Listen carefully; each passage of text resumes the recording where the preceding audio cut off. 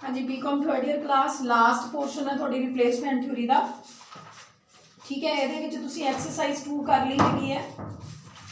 तो ये बेटा तुम ऐ देख लिया करो थोड़ा जा ना, जिमें कोई नाल का क्वेश्चन अगर नहीं हो रहा तो मैंने तुम ग्रुप च पा दिया करो। अगर तो नहीं सॉल्व होया या आंसर च कोई दिक्कत आ रही है ना, नाल दी नाल ग्रुप च पा दिया करो। कल मैं थोनों करवाया सीगा पिछले lecture they which replacement procedure when time value of money is considered, है ना। तो हुण मैं करवाने लगी replacement of items that fall suddenly. ये दो तरह के नाल आपां रिप्लेसमेंट कर लेंगे हैं। एक होंदी है इंडिविजुअल रिप्लेसमेंट, एक होंदी है ग्रुप रिप्लेसमेंट। इंडिविजुअल आपां कोई पर्टिकुलर मशीन रिप्लेस कर लेंगे है ना, जो मान लो किसी डिपार्टमेंट की कोई पर्टिकुलर मशीन है, ग्रुप च सारिया मशीनों को रिप्लेस कराया जाता है। हुण इहदा थ्योरैटिकल पोर्शन कोई ज़्यादा नहीं है, तुसीं जरा भी देख लिओ।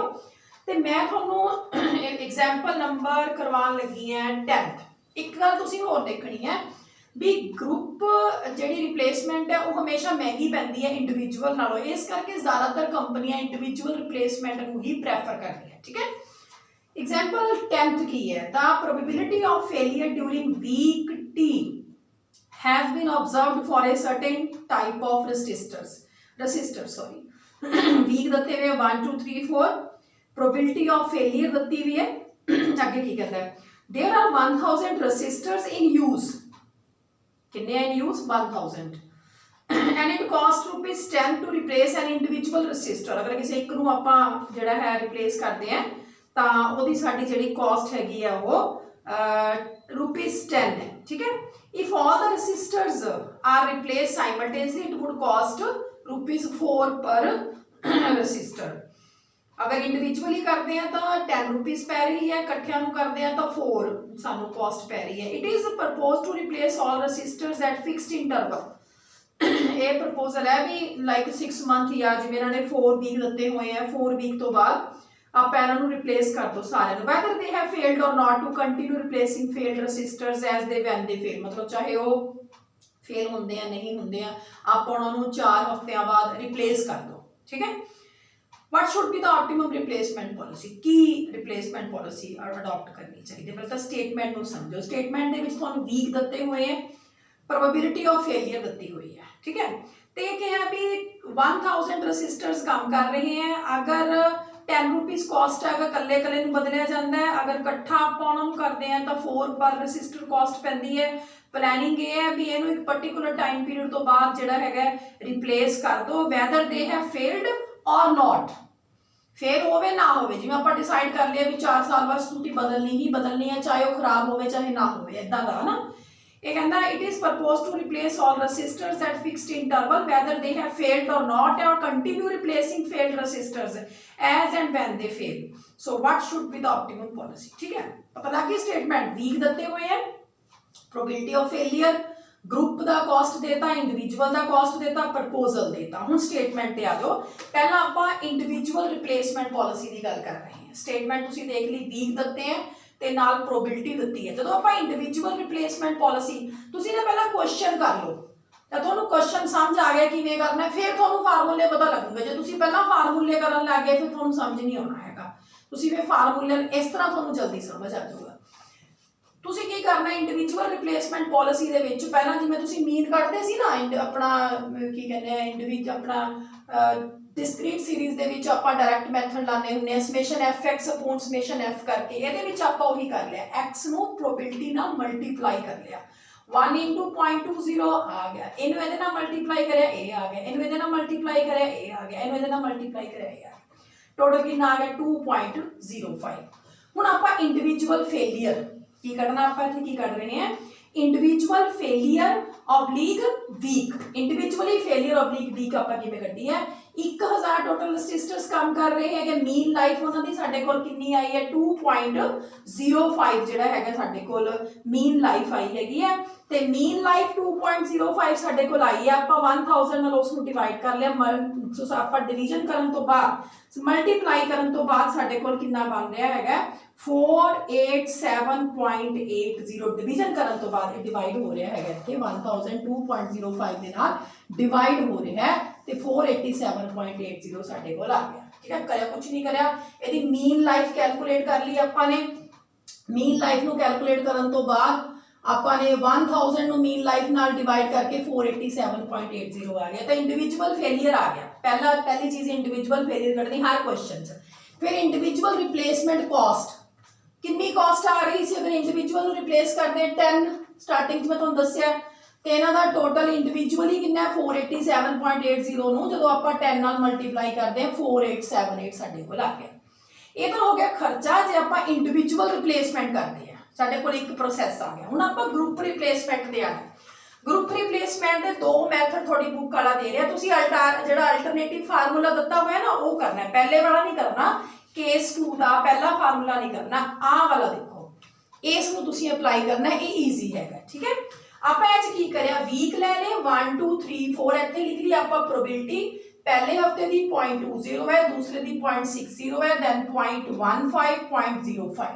ठीक है, सब तो पहला क्योंकि 1000 ਜਿਹੜਾ ਹੈਗਾ ਸਾਡੇ ਕੋਲ ਕੰਮ ਕਰ ਰਹੇ ਹੈਗੇ ਆ ਤਾਂ ਪਹਿਲਾਂ ਆਪਾਂ 1000 ਨੂੰ ਲੈ ਕੇ ਚੱਲਣਾ ਹੈ। ਪਹਿਲੇ ਹਫਤੇ ਵਾਸਤੇ ਬਣਾਉਣਾ ਹੀ ਚਾਰਟ ਐਵੇਂ ਹੈ। 1000 ਨੂੰ ਕਿੰਨੇ ਨਾਲ ਮਲਟੀਪਲਾਈ ਕਰ ਰਹੇ ਹਾਂ 0.20 ਨਾਲ, ਕਿੰਨਾ ਆ ਗਿਆ 200 ਆ ਗਿਆ। ਫਿਰ ਇਹ ਵਾਲਾ 200 ਨੰਬਰ 1 ਤੇ ਆ ਜਾਊਗਾ। ਆ ਦੇਖੋ ਮੈਂ ਐਰੋ ਪਾਇਆ ਨਾ 1000 ਇੱਥੇ ਜਗ੍ਹਾ ਲੈ ਲੂਗਾ। ਇਹਦਾ ਮਤਲਬ ਹੈ 200 ਮਲਟੀਪਲਾਈ 0.20 ਨਾਲ ਕਰਨਾ ਹੈ ਤੇ 1000 ਨੂੰ ਮਲਟੀਪਲਾਈ 0.60 ਨਾਲ ਕਰਨਾ ਹੈ, ਜੋੜ ਕਰਕੇ 640 ਆ ਗਿਆ। ਫਿਰ ਇਹ 640 ਇੱਥੇ ਆ ਗਿਆ। ਆ 200 ਜਿਹੜਾ 640 ਸਾਡੇ ਕੋਲ ਇੱਥੇ ਆ ਗਿਆ। ਉਸ ਤੋਂ ਬਾਅਦ ਆ 200 ਇੱਥੇ ਆ ਗਿਆ, 1000 ਇੱਥੇ ਆ ਗਿਆ।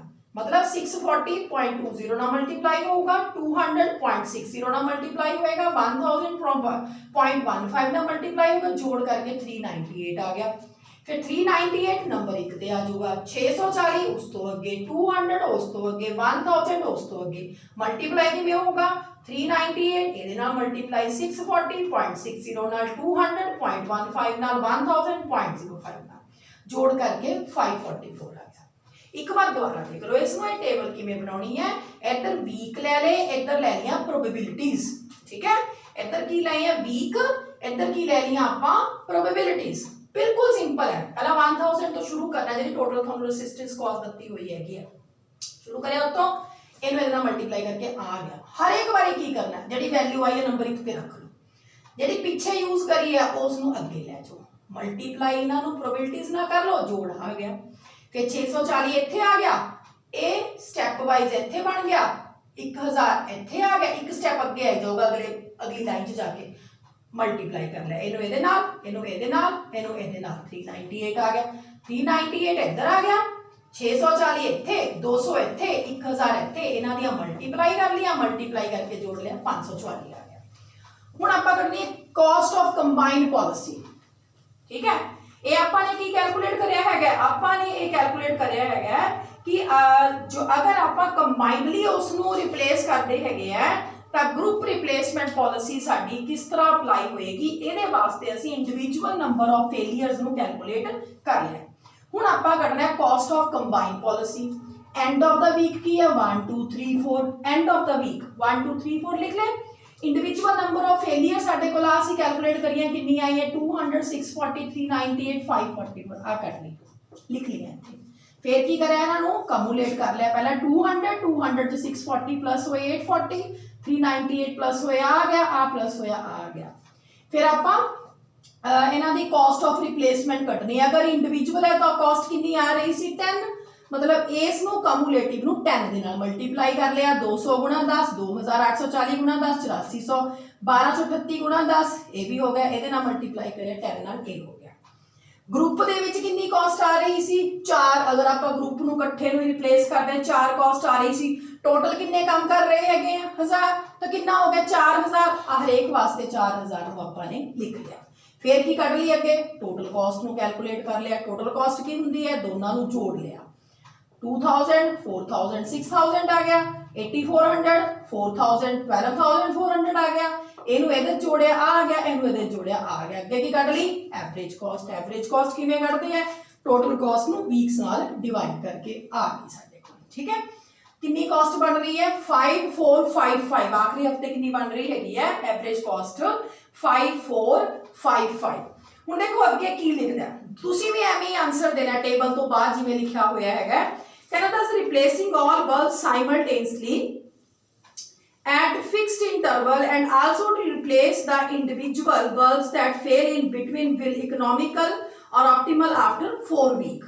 ठीक है, 4 हफ्तियां तो बाद कहना ਉਹਦੀ रिप्लेसमेंट ਜਿਹੜੀ ਹੈਗੀ ਹੈ ਉਹ ਹੋਣੀ ਚਾਹੀਦੀ ਹੈ साइमल्टेनियसली। कंपैरिजन दे रहा है भी जे इंडिविजुअली आप रिप्लेस करते हैं और कंबाइंडली रिप्लेस करते हैं। कंपैरिजन पहला point, the cost of only individual replacement कितनी आई सी 4878। ठीक है, ते जिहड़ी कंबाइंडली रिप्लेस करी है उसकी कॉस्ट कितनी आई है 5455। तो आंसर की है, so it would be economical to follow individual replacement policy than group replacement policy. Individual replacement policy ਨੂੰ ਅਪਲਾਈ ਕਰਨਾ ਚਾਹੀਦਾ ਹੈ ग्रुप रिप्लेसमेंट ਨਾਲੋਂ, क्योंकि ग्रुप ਦੇ ਵਿੱਚ 5455 कॉस्ट आ रही है, इंडिविजुअल ਚ 4878 आ रही है। ਹੁਣ ਇਹ ਕੁਐਸਚਨ ਕੀ ਸੀਗਾ कि फर्म ने डिसाइड करिया कि ਆਪਾਂ ਨੇ पर्टिकुलर टाइम, देखो मैं स्टेटमेंट एक बार ਤੁਹਾਨੂੰ ਦੁਬਾਰਾ पढ़ देनी क्योंकि स्टेटमेंट ਤੁਹਾਨੂੰ हो सकता हजे भी दिक्कत आ रही होवे। इन्होंने कहा कि probability of failure during T week has been observed in certain type of resistors. Week देते, नंबर ऑफ फेलियर्स देती। ये कहना there are 1000 resistors in use and its cost is ₹10 to replace an individually. If all are resistors replace simultaneously it will cost 4 per resistor. ठीक है, इकट्ठे अगर replace कर दें 4 कॉस्ट है, ग्रुप च 10, अगर आप कल्ले कल्ले कर दे तो 10 है। It is proposed to replace all resistors at fixed interval whether they have failed or not, and to continue replacing failed resistors as and when they fail। ठीक है, to continue replacing failed resistor as and when they fail a policy है। What should be the optimum replacement policy? आप पहले भी सब तो पहला की कट लिया इंडिविजुअल रिप्लेसमेंट पॉलिसी बना ली। ਇਹਦੇ ਵਿੱਚ ਮੀਨ ਕੱਢ ਲਿਆ, ਮੀਨ ਨੂੰ ਟੋਟਲ ਜਿਹੜੇ ਰੈਸਿਸਟਰਸ ਆ ਉਹਦੇ ਨਾਲ ਡਿਵਾਈਡ ਕਰ ਲਿਆ, ਡਿਵਾਈਡ ਕਰਕੇ ਜੋ ਆ ਗਿਆ ਉਹਨੂੰ ਮਲਟੀਪਲਾਈ ਕਰ ਲਿਆ ਆਪਾਂ ਨੇ ਕਿਹਦੇ ਨਾਲ, ਜੋ ਸਾਡੇ ਕੋਲੇ ਵੈਲਿਊ ਆਈ ਆ, ਆ ਸਾਡੇ ਕੋਲ ਕਾਸਟ ਆ। ਜਦੋਂ ਆਪਾਂ ਗਰੁੱਪ ਦਾ ਬਣਾਉਣਾ ਹੈ, ਇੱਧਰ ਪ੍ਰੋਬੇਬਿਲਿਟੀਜ਼ ਆ ਗਈਆਂ, ਇੱਥੇ ਵੀਕਸ ਆ ਗਏ। ਪਹਿਲਾਂ 1000 ਜੋ ਟੋਟਲ ਹੈ ਸਾਡੇ ਕੋਲ ਉਹ ਲੈ ਕੇ ਚੱਲਣਾ, ਪਹਿਲਾਂ ਇਹਨੂੰ ਮਲਟੀਪਲਾਈ ਦੀ ਪ੍ਰੋਬੇਬਿਲਿਟੀ ਨਾਲ ਕਰ ਲਈ, ਇੰਨਾ ਆ ਗਿਆ। ਆਹੀ ਤਰੀਕਾ ਤੁਸੀਂ ਲੈ ਕੇ ਚੱਲਣਾ ਹੈ, जो आया सब तो पहला होगा पीछे वाली तरफ एवं एरो ते इधर आ जाएगी, ये मल्टीप्लाई होके आ बन गया 640 इत्थे आ गया। ठीक है, 200 इत्थे आ गया, 1000 इत्थे आ गया। ये मल्टीप्लाई अपनी प्रोबेबिलिटीज ना होण गया बन गया 398 इत्थे आ गया, 640 आ रहा, 200 ए 1000 ए 544 आ गया। फिर आपां इसनूं कॉस्ट ऑफ कंबाइन पॉलिसी कढ ली। एंड ऑफ द वीक आ रहे इंडिविजुअल नंबर ऑफ फेलियर साडे कोल ये रहीआं जो आपां ये कैलकुलेट करी है। उस तो बाद इन्हों का जोड़ कर लिया, कमूलेट कर लिया, कमूलेट करने तो बाद कॉस्ट ले रही, जो 10 रुपये आ रही है, जो इंडिविजुअली रिप्लेस करते हैं, अगर ग्रुप में करते हैं तो 4 है, ग्रुप लिए तो 4000 ही हो गया। इंडिविजुअल साढ़े को जो समेशन आया उसको आपने मल्टीप्लाई बाय 10 करी जाना। फिर टीसी कट ली, दोहां जोड़ के, फिर एसी कट ली टीसी को डिवाइड करके। साढ़े को रिजल्ट ये निकलता है भी इंडिविजुअल कॉस्ट 4878 है ਤੇ ग्रुप कॉस्ट 5455 है। इस करके सानू इंडिविजुअल पॉलिसी ਨੂੰ भी अडॉप्ट करना चाहिए। ठीक है, उस तो बाद एग्जाम्पल 11 बिल्कुल डिक्टो सेम है।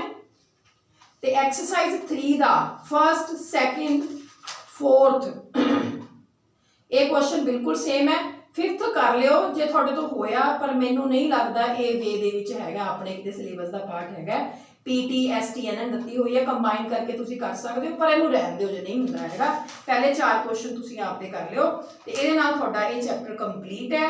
थ्योरी दा क्वेश्चन पहला ही बनदा है, what is replacement problem, why does the problem of replacement arise.